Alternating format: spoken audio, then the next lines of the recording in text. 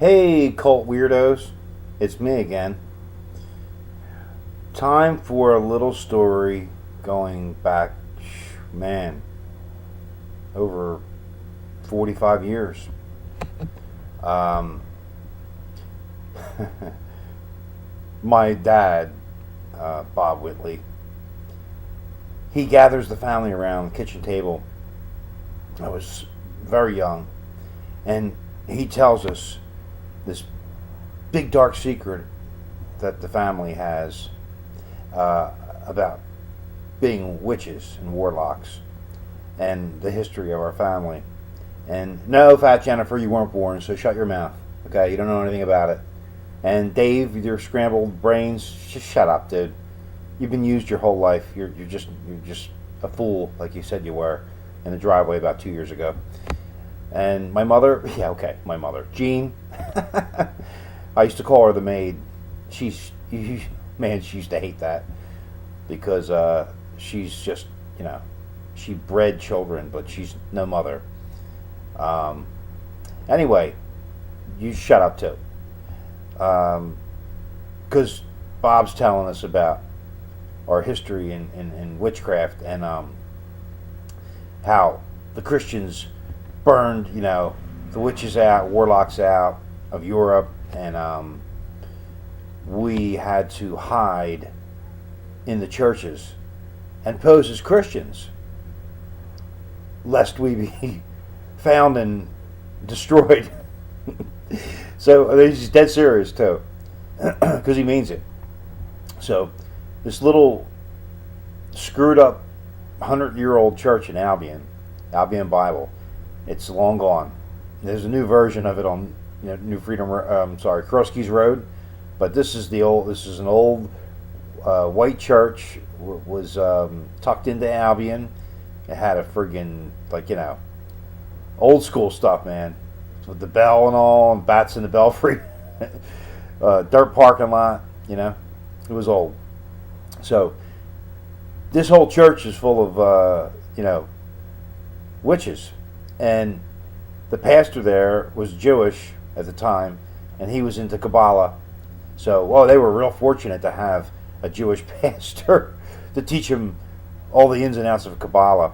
And, I'm sitting there listening to my father tell me all about this history of our family, and I didn't know any better. I'm listening, and we're going to church and all, and heck, if you ever open your Bible, they'd be smashed into, a couple that were there were like all, smashed into the hymnal holders, on the back of the pews, and they were, every one of them, you could, if there was one, be all bent, folded up, like disgraced, on purpose. So they forbid us to read it, and they wanted to craft their little indoctrination to children the way they wanted it, with their Bible stories. And all kids like Bible stories. They're good stuff. But the way they did it, where they teach you about Noah and the flood, and how God destroyed the world with water, and they'll go on and in Revelation where God's going to destroy the world with fire, and to a witch or a warlock, when they had the old witches tests back in the day, one of them was that you got hogtied and thrown into a lake, and if you floated, you were a witch or something like that. If you sank, you were okay, which pretty much killed you anyway. And the other test was to sit on a scale against the Bible, and the Bible was supposed to be heavier than a witch, and that was just a joke, just to throw the Bible in the mix, because this is actually a genius satanic plot, long time building. So Lucifer used the Catholic Church to kill not witches and warlocks. They were killing real Christians and burning them at the stake, Anybody that was like the Huguenots and all, anybody that was a real Christian, they were getting accused of witchcraft. Not the real witches; they were safe because the Catholic Church is steeped in witchcraft, and but they called themselves Christians. So as many people escaping Europe, to come to our country here in the New World that were good, there were just as many that were bad. There were witches and warlocks all, hiding amongst the hull of the boat, and a lot of them were from rural areas, the farmers. They had all these superstitions because they have to have a good crop every year. So the things they did, not too good. Our farmers, no, not a good history there. No, they were very, very superstitious and very into witchcraft. But back to my story. Somehow the hags in the area that were going to the church, where if you look at, we'll say the church had 150 people to it. I don't really know how many they had, but say there was 150 people. And say, 75 people were women. Half and half, whatever. So you're going to have a very small percentage of pretty women out of the 75. You're just going to. And some are going to be kids too, but there's not very many good-looking women there. But somehow these hags, they had convinced the good-looking women, they're all witches now, that they were somehow less than them. And but the warlocks were supposed to be handsome. But that was a trait because the hags weren't the good-looking men, and they put the good-looking women down, like every week. They would just rip into them, and tell them you're not taken seriously, and Mrs. Jones from another church, she was like the prototype for what you want to be like as a witch, and she does look like a witch, a fat old witch. She still does, but anyway, I don't remember her being Albion. I just remember some of the good-looking women, and there were a few very good-looking women. They used to start in on them and put their heads down as the preacher would, or whoever's up there, the hag, ripping into them, and I'm like, why are you even coming here for this? Why are you coming here? And they were just like, they blamed themselves. So I got up there as a little kid, and I flipped it all around and told them, that the hags were were lying to them because there were more of them, and they can somehow brainwashed the good-looking ones that they were worthless.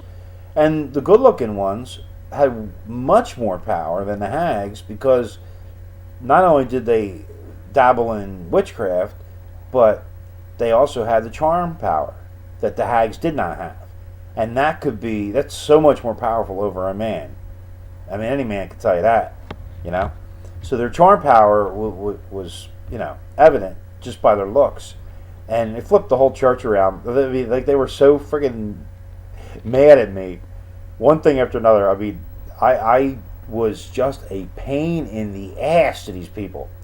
So they had this thing called like worshiping skyclad, where on a full moon you'd go there to the church at midnight, and everybody be in robes, like with no clothes on, and then you disrobe and you do whatever stupid ritual they had by the light of the full moon, naked. Yeah, little kids and everything. Yeah, they couldn't keep their hands off of them either. And just like there's so many weird things going on. But we ended up like rebelling, of course, a couple of us. And I told the kids, tell everybody in the neighborhood what was going on at the church. So they did. And we put up a sign in the parking lot. Like, one of the kids didn't go to church one week and put up a sign like something like, we molest children here, right in the front of the church.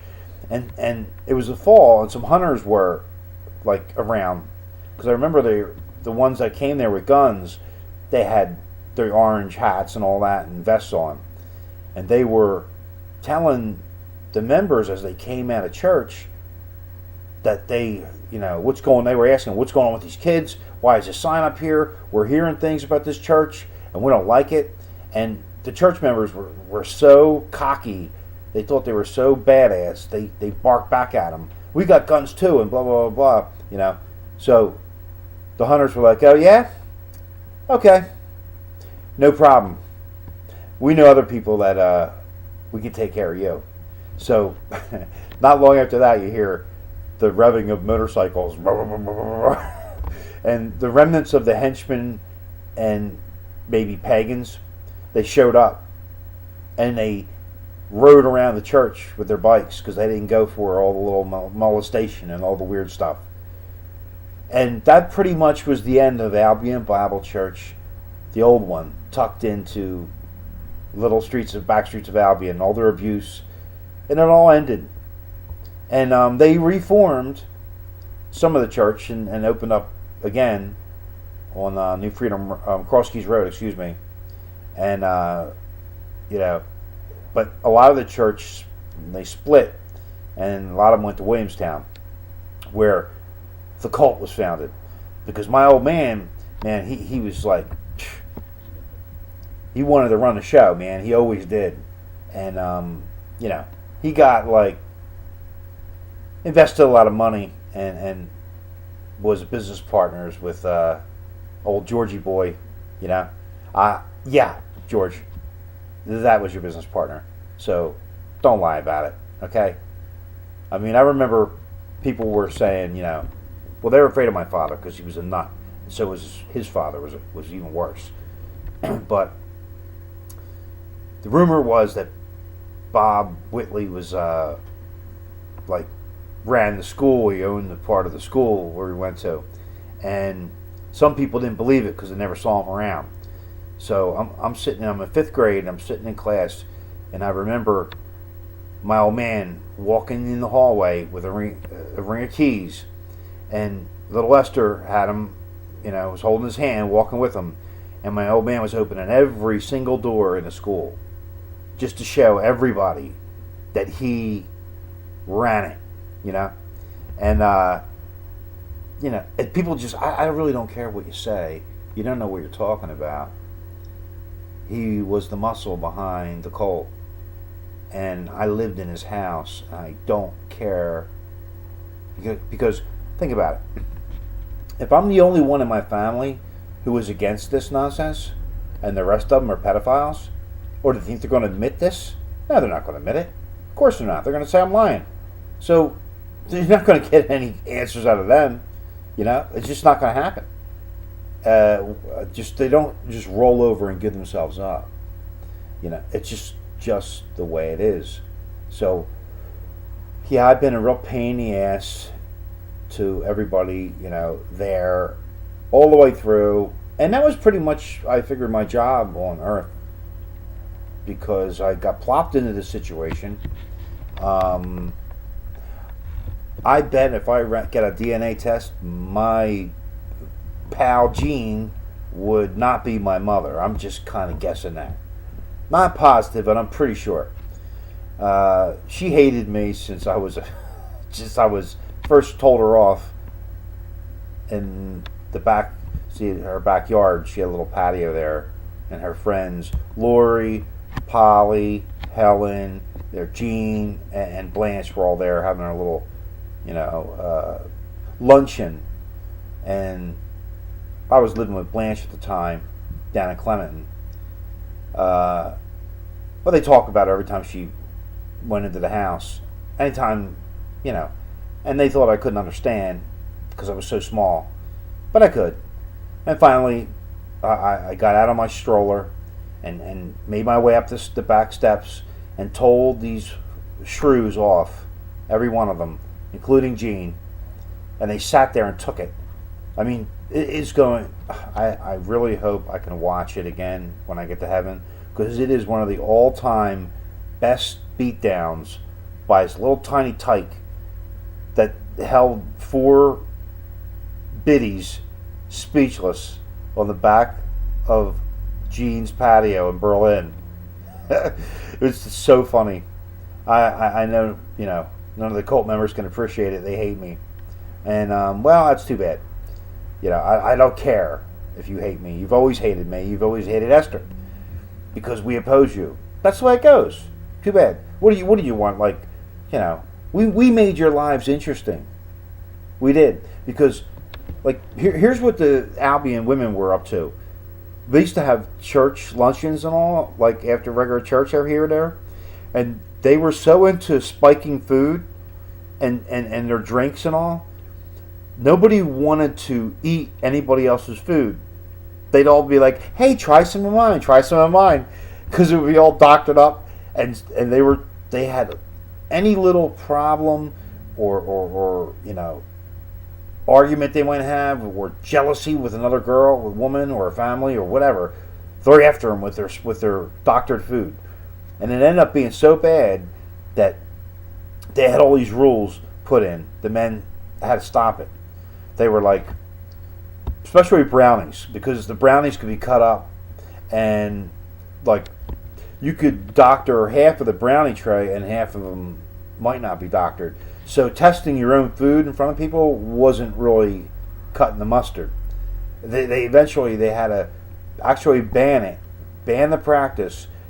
Only you had to have it sanctioned by the high priest or whatever. Whoever's name you wanted to be able to doctor the food and spike the food, you had to go through these channels to get it done. You weren't allowed to do it anymore. The women were all pissed off. So they had nothing else to do. That's how weird my early childhood was, and it happened.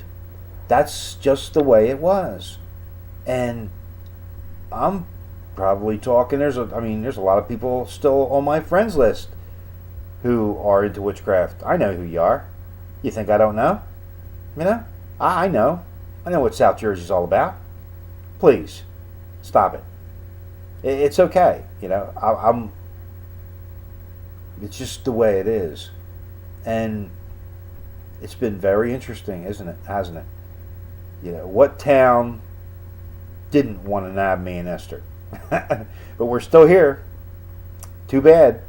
Good luck in the future, and remember, I'm still a big boy, so if you thinking about coming after me, bring some friends. You're going to need a lot. Believe me. The last person that tried to bother us, tried to come, it was about 3 weeks ago or so, like that. Told this person not to come bother us. We didn't want anything to do with him. Well, he had to show up anyway, and we saw him pull up. And we come outside. We're like, dude, get away from us. You better not come any closer. We're warning you. We don't want you around us. We want you to leave. He just kept coming, and daggone it, Esther went right by me and ripped his shirt right off him. Guy got in his car and took off. That's she's my fighting partner. She always has been. So y'all know about her. Watch them feet. Watch them kicks. They're rough. But, hey, this has all been a little parody of my life, and none of it's really true, really. So, just kidding. Little SNL skit. We can all laugh about that, right? How about a big LOL? Until next time, cult freaks. Bye.